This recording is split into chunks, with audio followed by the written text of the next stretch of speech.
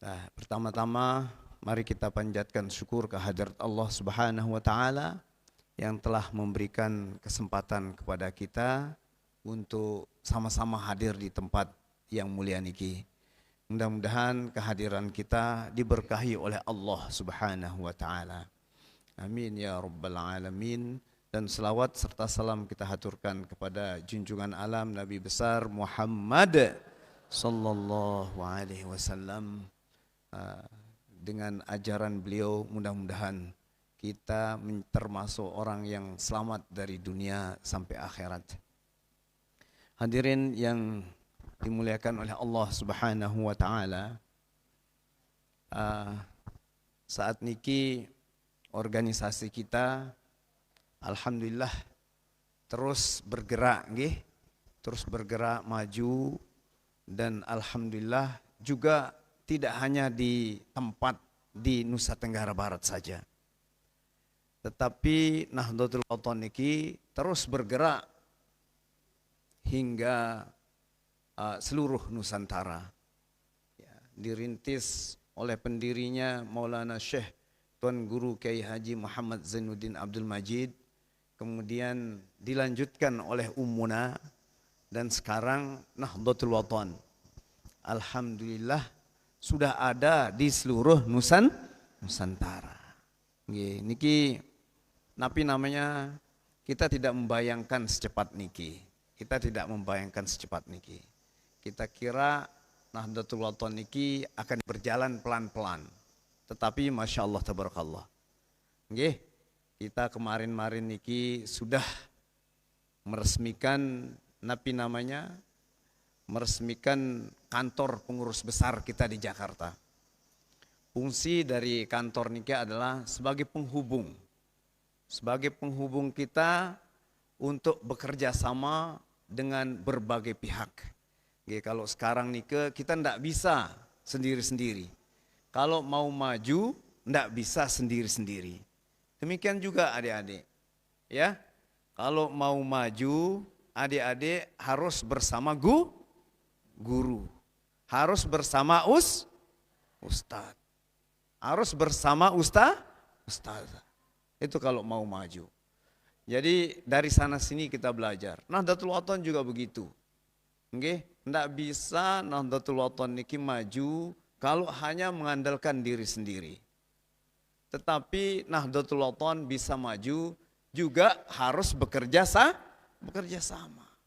Itulah sebabnya Allah Subhanahu wa taala ya membuat kemampuan kita berbeda-beda agar kita memanfaatkan kemampuan kita dan kemampuan orang lain.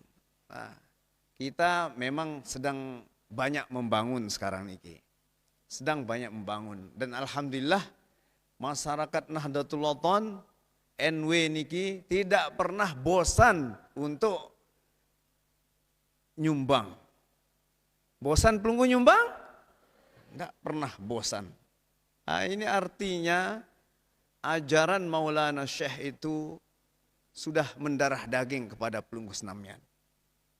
Sudah mendarah daging kepada seluruh masyarakat Nahdlatul Wathon. Ya, alhamdulillah syukur. Ya, kita sekarang napi namanya sedang membangun. Di samping membangun fisik, juga kita sedang membangun masyarakat. Kita saling bantu. Dalam berbagai hal kita saling bantu. Itulah sebabnya ya ajaran Islam mengajarkan kita ada namanya zakat, ada infak, ada sedekah. Namun zakat nike harta tertentu yang dikeluarkan karena memiliki harta dengan jumlah melewati nisab, dengan jumlah nilai tertentu. Ada juga harta yang dizakatkan kalau sudah dia bertahan selama satu tahun. Jadi zakatnya per tahun. Tetapi ingat, ada namanya infak. Kita bisa berinfak. Ada namanya sodakoh. Sodakoh niki lebih luas. Lebih luas. Masya Allah, tabarakallah, kalau kita baca hadis Nabi niki, seluruh ruas tubuh niki itu diwajibkan bersodakah. Sampai wajah senyum sodakah. Berkataan yang baik sodakah. Jalan ke tempat baik termasuk sodakah. Niki, sodakah itu artinya lebih luas. Bisa memberikan harta, bisa juga memberikan sesuatu yang bermakna kepada orang lain. Ini yang disebut dengan sodakah. Terus napi yang pelungguh. Napi namanya napi yang pelungguh berikan kepada pembangunan Nahdlatul Wathon niki. Niki bisa berjenis sodakah yang jariyah. Bisa berbentuk amal jariyah. Nggih, kenapa? Insya Allah masjid niki, ya insya Allah kelas-kelas sekolah niki lebih panjang umurnya dari kita semua. Kalau ada pernah mampir Rizki Pelungguh di masjid niki, sekedar membeli 1 kilo, napi namanya 1 kilo semen, kemudian mampir dia di masjid niki, itu artinya Pelungguh berkontribusi membuat masjid niki bersama-sama. Artinya ketika ada sholat orang di sana, kita akan mendapatkan pahala bersama-sama. Ini hebatnya Nahdlatul Wathon. Ini hebatnya bekerja sama. Kalau kita tidak dalam organisasi, kita susah. Ya, kita susah. Kita tidak tahu kemana harus kita nyumbang dan kita memastikan sumbangan kita itu nyampe atau tidak. Nah, sekarang karena zakat infak sedekah niki merupakan bagian dari namanya amal ibadah sosial juga, di samping kewajiban dari Allah Subhanahu wa taala, dan pemerintah untuk zakat itu wajib, wajib mengumpulkan zakat, wajib menarik zakat kepada masyarakat, itu pemerintah, maka pemerintah membuat Basnas. Basnas makin niki begitu nerima uang dari orang-orang kaya, nerima uang 1 juta 2 juta dikumpulkan. Bisa membantu orang untuk menjadi modal. Bisa membantu orang yang tidak punya rumah menjadi rumah. Masya Allah, tabarakallah. Subhanallah. Jadi Nahdlatul Wathon ini sila kita sama-sama manfaatkan wadah organisasi niki untuk tetap mendapatkan amal, baik amal mendapatkan pahala, baik yang spontan maupun pahala yang terus mengalir. Orang yang cerdas adalah mereka membuat pahala-pahala yang terus mengalir hingga dia sudah meninggal dunia. Nah, ini kalau orang yang cerdas, dia memilih amal-amal yang bisa mengalirkan pahala tanpa dia melakukan amal soleh di saat itu. Artinya kalau sudah meninggal dunia, kalau kita sudah meninggal dunia, adik-adik bisa berbuat amal saleh enggak? Bisa? Enggak bisa. Orang sudah ditanam, ya. Jadi orang yang sudah meninggal dunia itu tidak bisa secara pribadi berbuat amal soleh. Dengan siwah ninggal tahu ya berdoa? Ndek tahu. Iten doa yang amun dengan wah lek kubur, pelungguh datang lek kubur, pelungguh doa yang dengan silek kubur. Kita yang mendoakan orang yang dikubur, ya. Dan doa kita itulah bisa sampai kepada mereka dan keberkahan untuk kita. Ini keistimewaan dengan lek kubur. Masya Allah, tabarakallah. Niki tiang lunas maaf tadi tiang agak telat, agak telat, banyak sekali pekerjaan di awal dan akhir tahun niki. Jadi namanya kadang-kadang sampai pilek itu. Sampai pilek kita kena hujan niki. Ya. Tapi alhamdulillah syukur kalau hadir di hari Jumat, kalau enggak terpaksa sekali, insya Allah tiang akan hadir. Kenapa? Karena niki amanat. Yang disuruh oleh Maulana Syekh untuk tetap menghadiri ini, bukan tiang yang mengaji. Maksudnya tiang yang mendatangkan tuan guru Tapi sampai saat niki napi namanya baru beberapa tuan guru yang mengisi. Baru beberapa orang tuan guru yang mengisi. Mudah-mudahan minggu depan tuan guru Anas nggih. Tuan guru Haji lalu Anas Hasri mudah-mudahan bisa hadir nggih untuk ngisi pengajian kita niki. Sebenarnya sudah kita jadwal. Mau tiang se tuan guru yang mubarokah, tuan guru semuanya mubarokah tuan guru kita. Maksudnya tuan guru yang agak sepuh sedikit, yang agak linsir. Biar sekali dua ketika ngaji beliau bercerita tentang Maulana Syekh. Itu harapan kita. Nggih. Mungkin bulan Rajab sudah lewat pertengahan nggih. Rajab, Sya'ban, Ramadan. Masya Allah. Sebentar lagi akan sampai kita di tanggal 27 Rajab. Adik-adik, tanggal 27 Rajab itu hari apa? Tanggal 27 Rajab itu malam 27 Rajab itu adalah malam Isra dan Mi'raj. Isra Mi'raj itu Rasulullah sallallahu alaihi wasallam menerima kewajiban salat. Nah, minggu kemarin kita sudah diajarkan salat oleh oleh guru kita, Tuan Guru Haji Ihsan Safar. Bagaimana Maulana Syekh Maulana Syekh Tuan Guru Kiai Haji Muhammad Zainuddin Abdul Majid itu sering mengulang-ulang rakaat salat, terutama yang berbentuk bacaan. Terutama yang berbentuk bacaan. Nah, ketika kita salat, kita harus berupaya serius. Andai kata pun kita belum fasih, kita berupaya sedapat mungkin dengan kemampuan kita sepasih-pasihnya untuk membaca Al-Quran. Ya, kita tidak boleh bilang kanja wah enggak wah enggak ngene tahun teh, tidak boleh. Jadi kita itu tetap harus belajar. Adik-adik, kita itu harus tetap belajar. Ingat adik-adik, kan saya pernah menasehati kalian ya. Sering saya menasehati kalian. Ndak usah mukul guru. Tidak usah melempar guru. Ya, kalau mau menyakiti guru, cukup tidak usah dengarkan apa yang dibicarakan. Artinya kalian menyakiti guru. Nah, hati-hati ya. Kalau sedang belajar itu jangan ngobrol.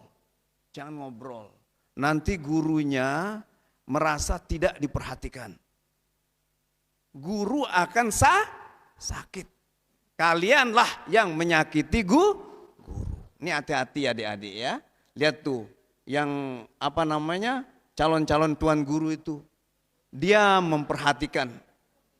Mudah-mudahan mereka menjadi ulama amilin. Wal auliaul arifin. Wal umara'ur rasyidin. Mudah-mudahan mereka semua menjadi orang soleh. Dan kita semua ya. Mudah-mudahan kita semua menjadi orang yang soleh. Ini berapa kali saya nasihati adik-adik ini. Jangan sekali-kali tertarik berbicara. No, amun terjadi tukang raos, itu mau dosa ketika kita mengajak teman kita ngeraos. Ya, hati-hati nih. Ya, kalau guru sedang menerangkan, ya, upayakan kalian akan sedang menghafal juz 27 misalnya. Hal ata 'alal insani hinum minad dahri lam yakun syai'an madhkura. Diam, tiba-tiba ada pengajian sudah dimulai langsung diam. Shadaqallahul azim. Gitu caranya. Kalau kita tidak berani, tidak mau menyakiti hati guru. Nah, sudah itu. Mudah-mudahan hati adik-adik terbuka dan paham. Jadi di dalam jampir ini masih sebentar lagi. Jadi di dalam sholat itu, ada banyak sekali ibadah-ibadah yang bisa kita lakukan. Ada namanya wudu. Ya, sholat itu tidak sah kalau tidak wudu. Ya, wudu itu juga sangat istimewa. Ya, salah satu amal yang nanti mendapat naungan, ya. Salah satu orang yang mengamalkan salah satu amalan yang diamalkan oleh seseorang itu bisa menyebabkannya mendapatkan naungan yauma la zilla illa zilluh, pada hari yang tidak ada naungan. Pada hari itu, yakni hari kiamat, itu adalah orang yang menjaga wudu. Menjaga wudu niki artinya bagus sina wudu. Bagus sina wudu. Nah, bagus sina wudu ini pertama yang harus diperhatikan apa? Wudu itu harus bagus, yang pertama dia perhatikan adalah air. Air yang dipakai berwudu. Nah, sering tiang bertamu niki, sering tiang melihat ndak ada keran di dalam kamar mandinya. Mungkin ada di tempat lainnya ya. Tetapi ini kebiasaan. Terus sabunnya sabun piarana. Sabun cair atau sabun batang. Tolokna li atas jeding.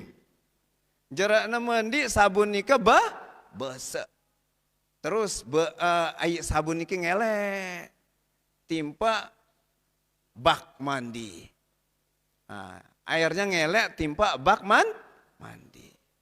Lama-lama bak mandinya nika, air yang ada di bak mandi nika baunya bau sabun. Yang tanya pada pelunggu, nika masih bisa dipakai wudu atau enggak? Adik-adik bisa dipakai wudu enggak? Enggak bisa. Tidak bisa. Kenapa tidak bisa? Padahal air ini enggak pernah dicemplungin najis, enggak pernah dipakai nyuci, enggak pernah tetapi hanya kecemplungan sabun saja. Dan dia namanya baunya bau sabun luk. Nah, itu namanya air suci tetapi tidak mensucikan. Nah, kenapa? Karena salah satu dari ciri-cirinya hilang. Ya, jadi air itu hilang suci mensucikannya kalau baunya berubah, rasanya berubah, warnanya berubah. Ini pelunggu serius. Hati-hati nih, hati-hati. Banyak sekali orang yang tidak memperhatikan air. Jadi yang pertama kali kita perhatikan ketika kita akan berwudu adalah air. Boleh enggak, sah enggak wudunya ketika berwudu memakai air tersebut. Nah, jadi air itu ada yang suci mensucikan. Itulah yang disebut dengan air murni, air yang belum dibuat kopi. Air kopi itu suci enggak? Suci dia. Mensucikan enggak? Enggak. Kenapa? Karena bau dan rasa serta warnanya berubah. Tiga-tiganya berubah. Orang berubah satu saja enggak boleh dipakai. Air teh misalnya. Karena gotong royong dihadiri 100 orang bikin teh 1 tong. Nggih. Begitu azan bingung cari air, akhirnya dia wudu pakai air teh. Sah wudunya? Tidak sah. Ini harus hati-hati. Jadi yang kasih catatan nike adalah naruh sabun di atas bak mandi. Khawatirnya nanti bak mandi nike pelungguh kadu mandi belek. Pelungguh kadu mandi belek. Dipakai untuk hadas besar. Ya, untuk menghilangkan hadas besar. Itu yang kita khawatirkan. Kalau wudu mungkin jarang kita wudu di bak. Tapi kalau mandi, nah ini bahaya. Kenapa bahaya? Karena mandi besar itu juga harus memakai air yang suci Kalau enggak sah mandi besarnya, nanti wudunya juga tidak sah. Kenapa tidak sah? Harus dia punya hadas besar. Masa bisa hadas kecil, uh, hadas besarnya masih enggak dihilangkan, hadas kecilnya dihilangkan. Enggak mungkin. Ya, jadi wudunya juga menjadi sia-sia. Nah, hati-hati nggih. Nah, mungkin tidak banyak yang kita ingatkan, saling ingatkan, sila saling ingetin nggih. Lebale terutama pelunggu si milu ngaji niki, ibu-ibu, bapak-bapak nggih, harus hati-hati. Terus ada lagi yang masih muda mungkin punya bayi, itu harus hati-hati. Nggih?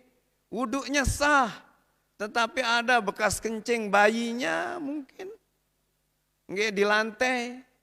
Nah, bagusnya kalau punya bayi ya nginjek lantai rumah itu pakai sandal setelah wudu kalau mau sholat. Ya, gitu. Hati-hati. Jadi dengan Isra Mi'raj niki sila kita ulang lagi pelajaran tentang sholat. Mulai dari wudu. Wudu itu dimulai dari air. Nah, sah airnya, bagus wudunya, bagus sholatnya, insya Allah akan menerimanya secara syariat. Nggih?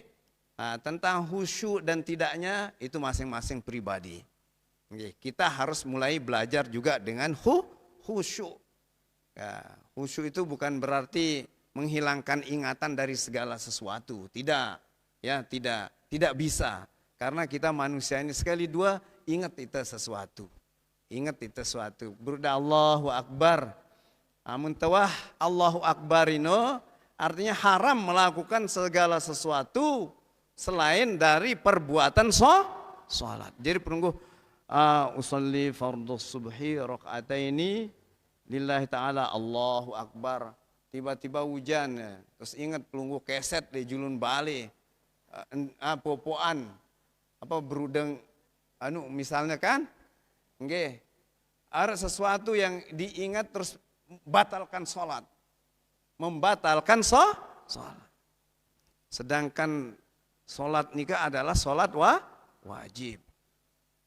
Sholat sunat pun berat kita batalkan. Artinya ketika kita sudah takbiratul ihram, itu kita sudah komitmen bahwa kita sholat. Kita tidak boleh melakukan hal lain, maka membatalkan sholat hukumnya dosa besar. Berdosa orang membatalkan sholatnya ketika ada sesuatu yang diingat yang ingin dikerjakan hal yang lain. Nah, nikah juga harus perlu ingat.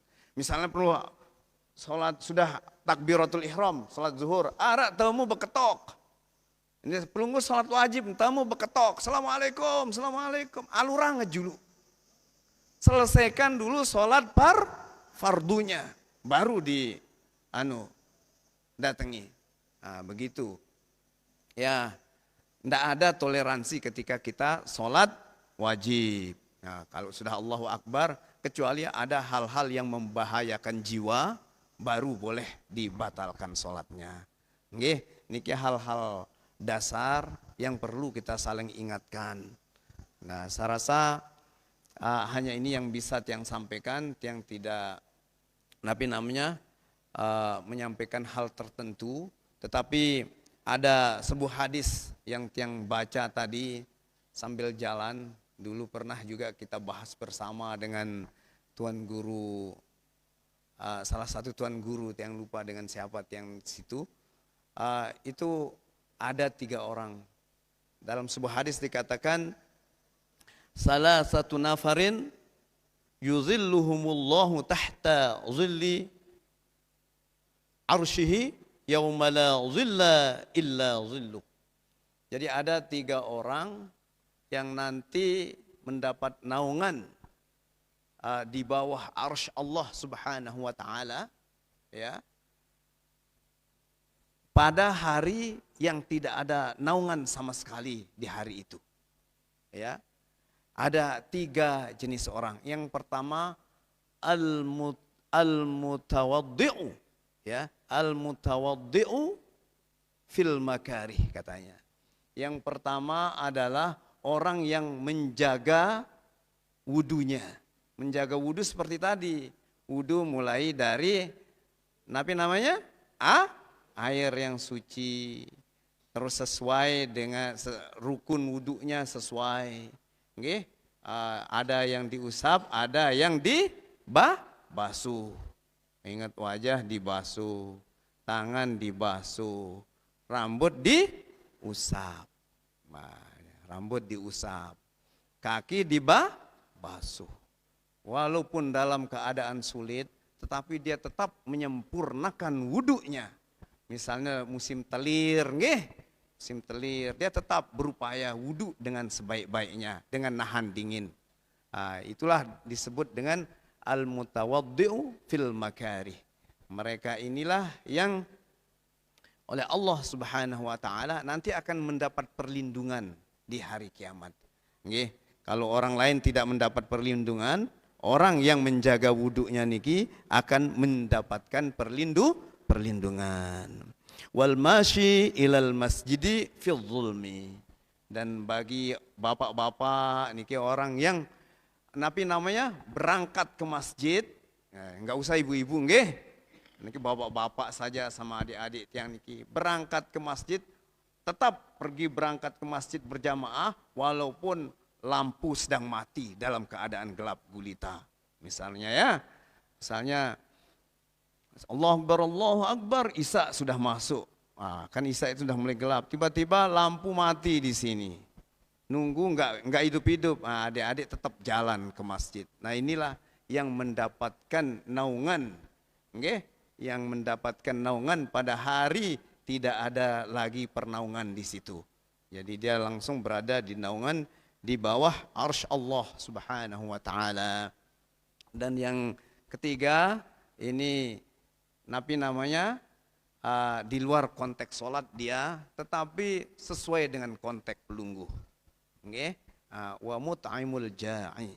Dan yang mendapat perlindungan yang sama seperti orang yang berwudu dengan baik walaupun keadaan sulit, orang yang pergi ke masjid walaupun dalam keadaan gelap gulita. Orang yang sama seperti ini diantaranya adalah mut'imul ja'i, yakni orang yang memberi makan orang yang sedang lapar. Nah, artinya orang pemurah yang suka berinfak, yang suka memberikan bantuan kepada fakir miskin yang kurang berasnya dan sebagainya. Niki ada 3 disebutkan di dalam hadis niki, tapi dalam hadis-hadis lain pun banyak disebutkan hal lainnya yang sesuai dengan ini. Dan rasa cukup niki, mudah-mudahan bisa jadi bekal ilmu pengetahuan kita. Mudah-mudahan. Jadi apa yang kita dapatkan hari ini, silahkan adik-adik agar ilmunya bermanfaat, amalkan dia walaupun 1 hari, walaupun 1 kali. Itu artinya ilmunya sudah bermanfaat.